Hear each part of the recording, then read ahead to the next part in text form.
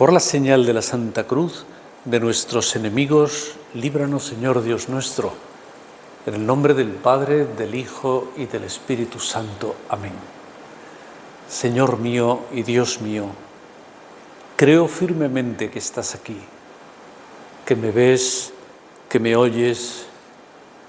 Te adoro con profunda reverencia, te pido perdón de mis pecados y gracia para hacer con fruto este rato de oración. Madre mía Inmaculada, San José, mi Padre y Señor, Ángel de mi guarda, interceded por mí.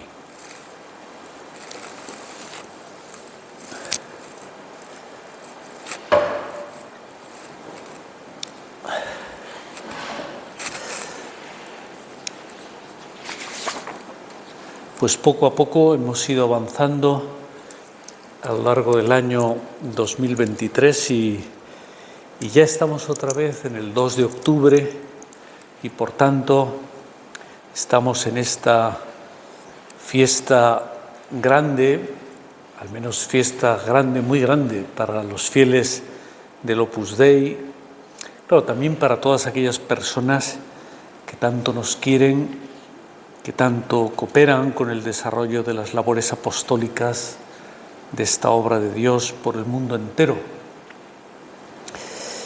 Por eso hoy procuraremos hacer nuestra oración, en primer lugar dando muchas gracias a Dios por haber abierto, por utilizar un verbo de San José María, por haber abierto este camino de santificación en medio del mundo. Porque los caminos de santificación,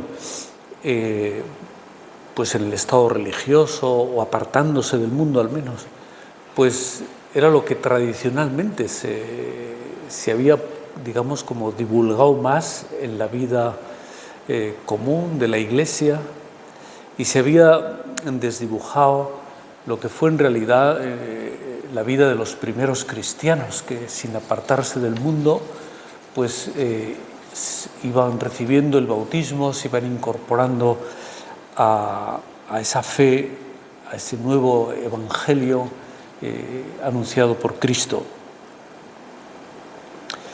Al mismo tiempo también creo que es bueno que un día como hoy demos gracias a Dios por haber preparado tan bien al instrumento que sería su fundador, San José María Escrivá, porque representa un modelo para nosotros, evidentemente es el modelo del fundador, la persona que ha recibido el carisma fundacional y por tanto la persona que por su fidelidad en el modo de vivir, con arreglo a esas luces que Dios le dio, pues representa para nosotros una representación, valga la redundancia, de lo que es vivir, poner por obra ese espíritu del Opus Dei.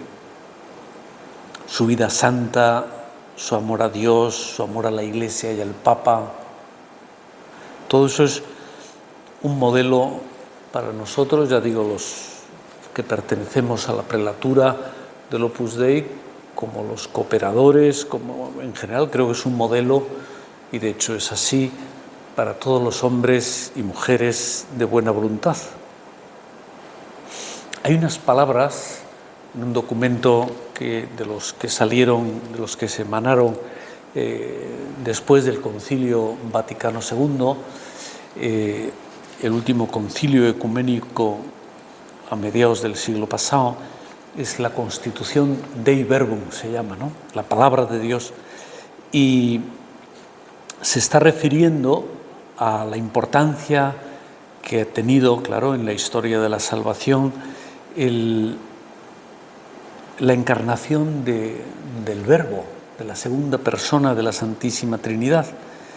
Dice el texto: dispuso Dios, en su sabiduría, revelarse a sí mismo y dar a conocer el misterio de su voluntad, mediante el cual los hombres, por medio de Cristo, Verbo encarnado, tienen acceso al Padre en el Espíritu Santo y se hacen consortes de la naturaleza divina. Quizá el texto tiene una redacción muy precisa, muy técnica, muy teológica, pero lo que viene a decir es que la encarnación, que Dios mismo se haya encarnado, nos ha abierto la comunicación de los hombres, de cada persona, con la Santísima Trinidad, a través de su Hijo, de Jesucristo. Algunos porque hace 20 siglos hablaban directamente con Él, los apóstoles, los discípulos, las muchedumbres que se encontraban, los enfermos, incluso las personas que lo crucificaron interactuaban con Él. Y después, a lo largo de estos 20 siglos, pues cada uno a través de su oración personal puede también comunicarse con Jesucristo y a través de Cristo con Dios Padre y por tanto con la Santísima Trinidad.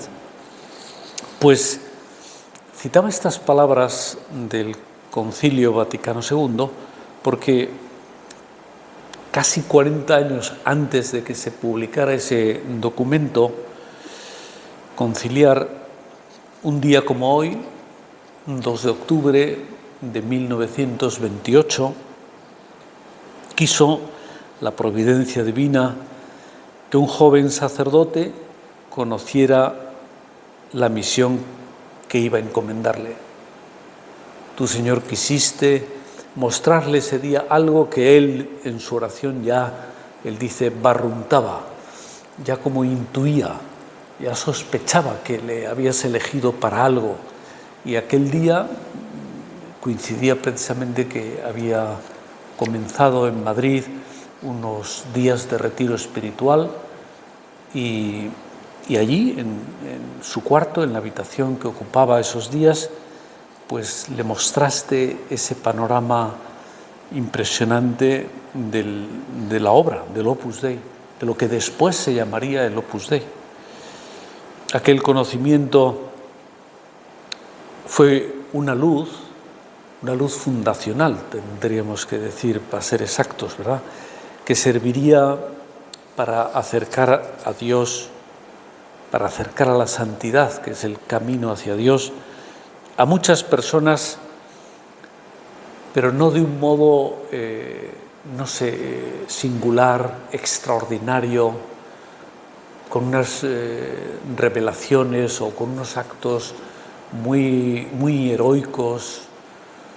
No se trataba, de un camino de martirio o de realizar milagros o tener una capacidad intelectual fuera de lo normal, sino se trataba de un camino de santidad a través de los quehaceres ordinarios, de la tarea que cada uno, que cada una desempeña en la sociedad, en la familia, en el mundo donde cada uno nos desenvolvemos, pero haciendo propio ese carisma divino que Dios entregaba, hacía ver al fundador y que Él nos lo ha mostrado, nos lo ha explicado, lo ha vivido y por tanto podemos beberlo de la fuente originaria.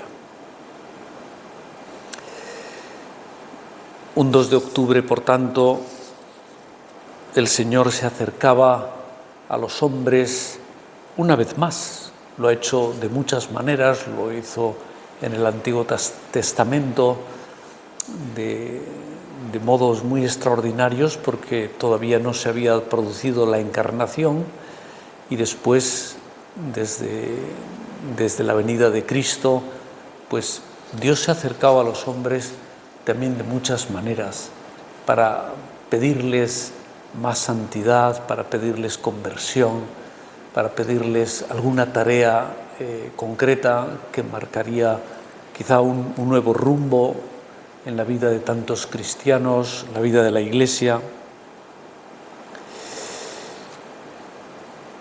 Pues Cristo ha venido a recordarnos pues que Dios ha hecho una alianza con los hombres, es la nueva alianza con la que el Señor, igual que en el Antiguo Testamento, había hecho y renovado esa alianza, esos compromisos con los hombres, alianza a la que Dios nunca falló, pero los hombres sí fallamos. Y con Cristo se produce esa nueva alianza que dice un salmo: el Señor se acuerda de su alianza eternamente. El Señor es fiel a esos compromisos que se pueden aplicar de modo genérico a la Iglesia. La acción del Espíritu Santo en la Iglesia no deja de ser más que una intervención constante, permanente, para guiar a la Iglesia por el camino correcto, pero en ese guiar a la Iglesia, pues guía a las personas, y en este caso, como el que ahora nos estamos refiriendo en la meditación, pues es a través del espíritu del Opus Dei que se manifestó aquel 2 de octubre de 1928. Por tanto, se podría simplificar como una manifestación de un querer de Dios, algo que Dios quería para los hombres a partir del siglo XX, de los comienzos del siglo XX y para siempre. Aquel 2 de octubre, por tanto, vio la luz el Opus Dei, la obra de Dios, un querer divino que se mostraba al mundo en ese momento histórico concreto, pero es expresión de una alianza eterna de Dios, esa alianza a la que Dios nunca ha fallado y que la renueva de diversas formas. Y como todo lo que es de Dios es eterno, pues es un querer de Dios eterno, pero que se manifiesta en un momento concreto. Por eso podemos decir, ahora vuelvo a leer otra vez la continuación de ese texto del Concilio Vaticano II: Dios invisible habla a los hombres como amigos, movidos por su gran amor, y mora con ellos para invitarlos a la comunicación consigo y recibirlos en su compañía. Es un acercamiento tan insuperable como amigos, invitándonos a la comunicación, a hablar con Él. ¿Qué me cuentas? ¿Qué necesitas? ¿Qué quieres? Es lo que nos diría un amigo, una persona que puede ayudarnos, que tiene los medios y que simplemente que necesita que se los contemos o que se los pidamos. Y en esa comunicación personal con Dios es donde el Señor nos da a conocer sus planes para nuestra vida, sus planes para cada uno de nosotros. Ahí nos revela el Señor, o nos va revelando el sentido que tiene nuestra existencia. ¿Yo para qué estoy aquí? ¿Yo qué hago en este mundo? ¿Por qué he nacido en este momento concreto? ¿Por qué estoy en esta familia? ¿O por qué he formado esta familia? ¿Por qué han salido pues de esta manera los hijos tan maravillosos, o a lo mejor con tantos problemas? ¿Por qué esto? ¿Por qué lo otro? El sentido que todo eso tiene, que tiene un sentido, para Dios está claro, pero para nosotros no siempre está claro. Pues lo vamos descubriendo hablando con Él, comunicándonos con Él. Y en definitiva, ese sentido, esos planes de Dios, es donde Él nos da a conocer cuál es nuestra vocación cristiana. Por el bautismo hemos recibido una vocación, una llamada a la santidad, pero que se concreta. Es decir, bueno, ¿y esto cómo se come? ¿Esto cómo se hace? Pues con ese trato, con esa comunicación personal con Dios, eso se va poniendo de manifiesto poco a poco. Pero quería pararme en ese concepto de la vocación divina como una iniciativa que Dios toma, que la tomó con San José María en aquel 2 de octubre, que la ha tomado con cada uno de nosotros y con tantas personas que lo seguirá haciendo a lo largo de los siglos. Y a lo mejor nos ayudan unas palabras que son del apóstol San Pablo, cuando escribe su carta a los Efesios. Dice: bendito sea el Dios y Padre de nuestro Señor Jesucristo, ya que en Él, en Cristo, nos ha elegido antes de la creación del mundo para que fuéramos santos y sin mancha en su presencia por el amor. Tú, Señor, nos has llamado, nos has elegido desde el principio, dice, desde antes de la creación del mundo. Ya formamos parte de esa mente de Dios. Claro, es la eternidad, todo está en presente. Nosotros no habíamos todavía nacido, tardaríamos mucho tiempo en venir a este mundo. Incluso después de haber nacido, el Señor ha esperado pacientemente a que tuviéramos la suficiente madurez para conocer esos planes suyos para nosotros. Pero ya está incoada esa iniciativa de Dios, que es Dios quien nos ha elegido. Nos eligió antes de la creación del mundo, no nosotros a Él. No hemos sido nosotros los que hemos dicho: esto me gusta, voy a seguir por aquí. O ese amigo o esta persona de la familia, pues que me convence lo que hace, pues voy a hacer lo que él hace. No, porque eso puede estar bien para otro tipo de actividades, pero esto es una llamada vocacional de Dios. Si Dios no nos llama por aquí, pues da igual que nuestros amigos sigan este camino. Quizá el Señor tiene otros para nosotros. Por eso, el camino que Él nos muestra y el camino que cada uno de nosotros hemos de seguir es el camino que nos lleva a la santidad, que nos lleva al cielo, que nos lleva a Dios, y es un camino que Él ha elegido para nosotros. Claro, deberíamos sentirnos profundamente agradecidos, Señor, de que tú hayas elegido para mí algo que no solamente es bueno al final del camino, porque nos encontraremos en la vida eterna con Dios para siempre, sino que ya durante este recorrido es un camino lleno de felicidad, lleno de satisfacción, lleno de sentido. Profundamente agradecidos por esa elección, y un agradecimiento que se manifiesta en nuestra respuesta con prontitud, con generosidad, con agradecimiento, como decía. Por tanto, no son los méritos propios los que nos hacen tener una vocación o tener otra. No es una cuestión hereditaria, no es de familia, no es por el colegio donde hayamos estudiado, por la parroquia en la que íbamos. Seguramente esas cosas han influido y Dios se ha servido de ellas para influir, para preparar el camino, pero muchas personas han encontrado su vocación en caminos muy diferentes a la vida que habían llevado hasta entonces. Por tanto, volviendo al texto de San Pablo, es una elección que se da antes de la creación del mundo, antes de que existieran esas personas, esa familia, esos antepasados nuestros que quizá nos han llenado de un buenísimo ejemplo. Nosotros estamos presentes en esa mente eterna de Dios desde el principio, aunque hayamos venido a enterarnos de lo que el Señor quería para nosotros después, un tiempo o mucho tiempo después.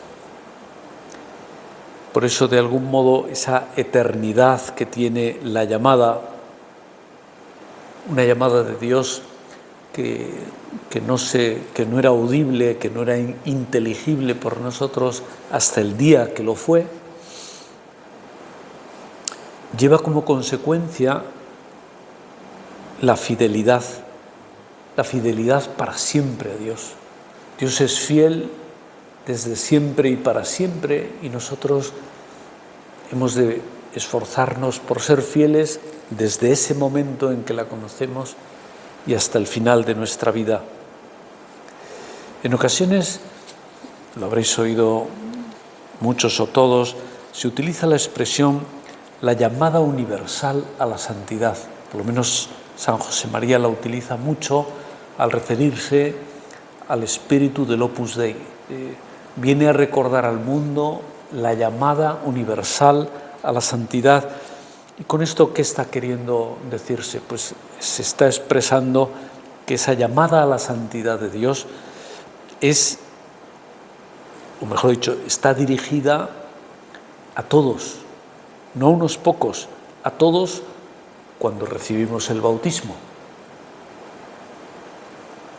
Sed perfectos, dice el Señor en un momento dado, y está recogido en el Evangelio, sed perfectos como vuestro Padre Celestial es perfecto. La perfección de Dios, no la perfección humana. Lógicamente la perfección divina conlleva también la perfección en lo humano, pero buscamos esa perfección que consiste en imitar o en secundar el querer de Dios. San José María comenta, es un punto que luego pasó al libro Forja. Dice que aunque seamos muchos sobre la tierra, ni a uno solo deja de llamar el Maestro. Les llama a una vida cristiana, a una vida de santidad, a una vida de elección, a una vida eterna. Una llamada grandiosa, es una llamada que no es una llamada genérica, los que quieran que vengan conmigo, no, es fulanito, fulanita, vente por aquí, vente por este camino concreto. Todo eso hace sentir pues una predilección de Dios con nosotros. Es verdad que no todo el mundo responde, o no todo el mundo responde de la misma manera al Señor, pero Dios es paciente y espera, y Dios llama y sigue llamando, y esa llamada que nos hace en un momento de nuestra vida, en un momento concreto, luego está como resonando en nuestros oídos toda la vida. Es una llamada que permanece en el tiempo, porque es una llamada que dura hasta la eternidad. Qué grande es la generosidad de Dios con los hombres, que nos llama de un modo gratuito, no espera que tengamos condiciones especiales. Dice a través del profeta Isaías, esto sí que es el Antiguo Testamento, te he llamado por tu nombre, tú eres mío. El utilizar ahí el nombre le da una singularidad, que es la que estaba tratando también de transmitir en la meditación, que no es, yo escuché una llamada, pero igual era para otra persona que estaba cerca.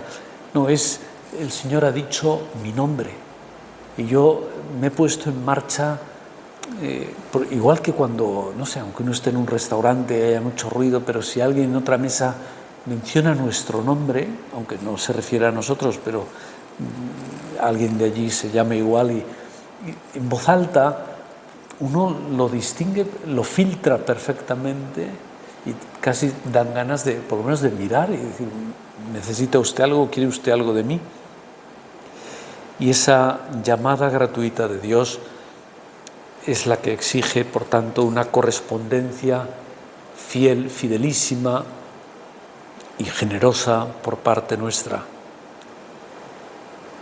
Es una llamada que nos convierte en deudores de Dios, unos deudores suyos que efectivamente nunca seremos capaces de pagar esa deuda. Es una deuda, es como si nos dieran una millonada de dinero a cambio de entrada, de nada. Digo de entrada porque luego efectivamente trataremos de luchar y de hacer las cosas como Dios quiere, pero aún así, con esa correspondencia, no logramos equilibrar la deuda que tenemos. Por eso dice también el fundador de la obra en otro punto de Forja: ¿qué deuda la tuya con tu Padre Dios? Te ha dado el ser, la inteligencia, la voluntad, te ha dado la gracia. Son tantas cosas impresionantes que nos invitan a corresponder, a luchar por ser fieles hasta el final. Por eso la fidelidad es consecuencia de tomarse a Dios en serio. Si uno lo considerara, vamos a decir, como un juego o como una cosa pues para una temporada en la que el estado de ánimo nos movía a hacer eso, o en nuestros años juveniles pues nos gustaba mucho dedicar tiempo a otras personas, nos alegraba formarnos bien, entender las cosas de nuestra religión mejor, poder y saber explicarlas a los demás. Pero llega un momento en que, todo eso ya se va adquiriendo y hay algo más. Yo todo eso lo hago no por enriquecimiento personal, sino por corresponder a un querer de Dios. Y eso hace que la fidelidad no se apaga, sino que continúa en el tiempo. Es una cuestión de amor. El Señor nos llama por amor, lo leí antes en las palabras de San Pablo, y nosotros correspondemos por amor. El amor se puede dejar enfriar, se puede tirar por la ventana, pero se puede cuidar como se cuida un tesoro, como dos personas que se quieren o dos miembros de la misma familia que se cuidan, que se protejan, que se defienden, porque hay un vínculo muy fuerte entre ellos. Tomarse a Dios en serio, corresponder al amor de Dios, ese amor con letras mayúsculas, con nuestro amor a Dios, aunque sean letras minúsculas, procurando ser muy generosos en nuestras respuestas a lo que Dios nos pida, sin cálculos mediocres. Siempre cuando se calcula hay un poco de mediocridad. Puede ser un cálculo de otro tipo, más bien de previsión, de hacer un presupuesto para un proyecto, pero hay otros cálculos que es, esta persona siempre me pide favores y yo nunca le pido nada. Entonces uno está como calculando, ¿le sigo dando? ¿No le sigo dando? Eso con Dios mejor que no funcione, porque el Señor siempre nos está dando y no podemos pensar que somos nosotros los que le damos a Él y Él nos debe. Y a veces se lo decimos así: Señor, dame esto, que ya hace mucho que te lo estoy pidiendo.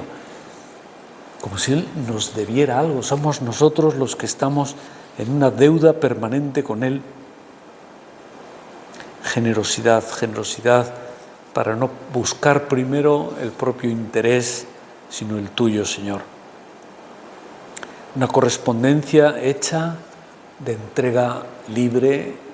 Parecen incompatibles estas dos palabras y son compatibles solo cuando se viven de verdad, cuando la entrega es sincera y la libertad es,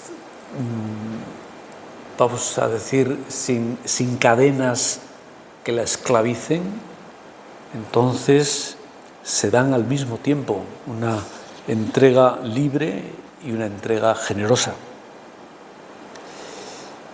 El Señor siempre recompensa nuestra generosidad,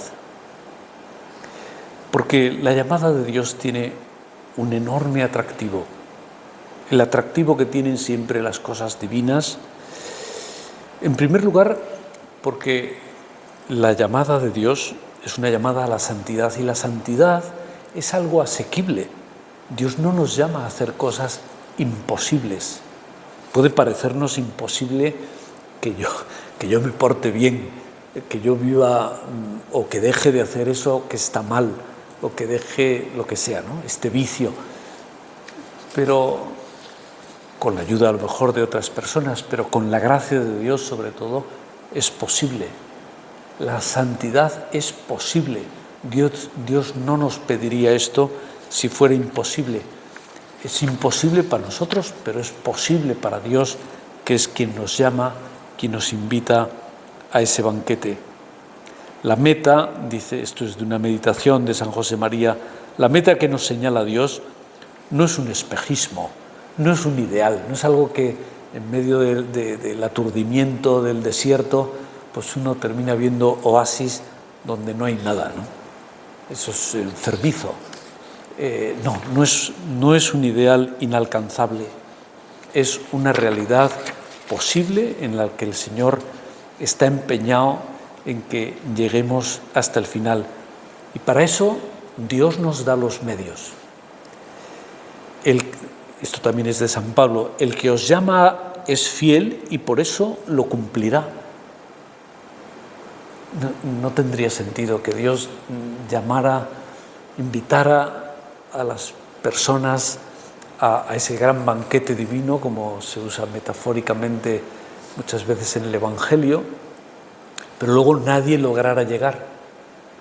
Como cuando te invitan a un sitio pero no hay carretera o no está señalizado, entonces no se encuentra o no hay donde aparcar, entonces uno termina marchándose. No, Dios es fiel y por tanto cumplirá ese querer suyo, esa llamada que nos ha hecho. Ser santo no es fácil, sigo citando a San José María, pero tampoco es difícil. Ser santo es ser buen cristiano, parecerse a Cristo. Eso significa ser un buen cristiano. El que más se parece a Cristo, ese es más cristiano, más de Cristo, más santo. Pues ahí está esa llamada maravillosa, ¿verdad? Que no es una obligación exigente, irrenunciable, como decir, un peso que me ha caído encima y que ahora no sé qué hacer con él. No, la vocación, la llamada de Dios es más bien un premio. Es, como dice esa parábola del Evangelio, es una perla preciosa, la más grande que había en el mercado y que nos hemos dado cuenta de que está ahí y podemos ir a vender lo que tenemos y con ese dinero ir a comprarla y hacerla nuestra. Eso es un regalo. Y uno, vamos, si fuera una perla, uno estaría diciendo, bueno, a ver si mientras saco el dinero del banco no me la compra otra persona, no se me adelanta alguien, ¿no?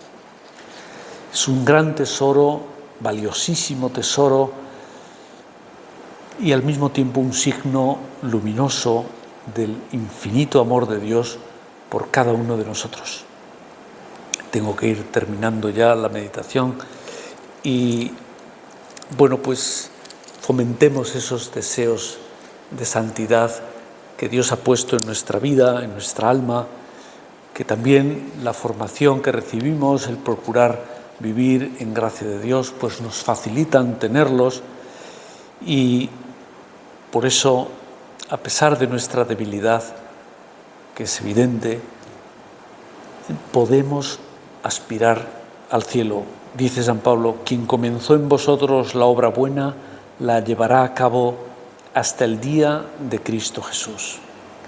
El que ha empezado, el que puso en nosotros esos deseos infinitos de felicidad eterna, de algo que dure para siempre, no puede dejarnos a medio camino. Él lo llevará a cabo.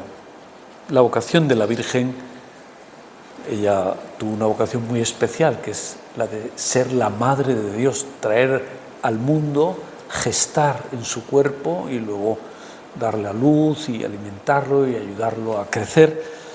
Pues esa vocación de la Santísima Virgen, que en el Rosario se la invoca como Virgen fiel. Nuestra Madre fue fiel desde el principio, desde que conoció esa vocación divina hasta el final de su vida. Pues a ella le pedimos que nos interceda por nosotros, ¿verdad? Para que a lo largo del camino sepamos corresponder a la llamada de Dios cada vez con más fidelidad, como hizo también San José María a partir de aquel 2 de octubre de 1928, procurando ser muy fiel al carisma que Dios había puesto en sus manos.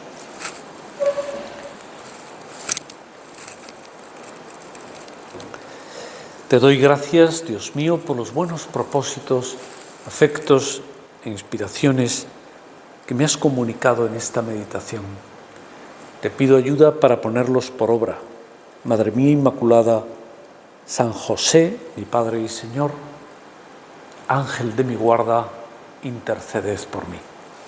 Santa María, esperanza nuestra, asiento de la sabiduría y esclava del Señor, ruega por nosotros.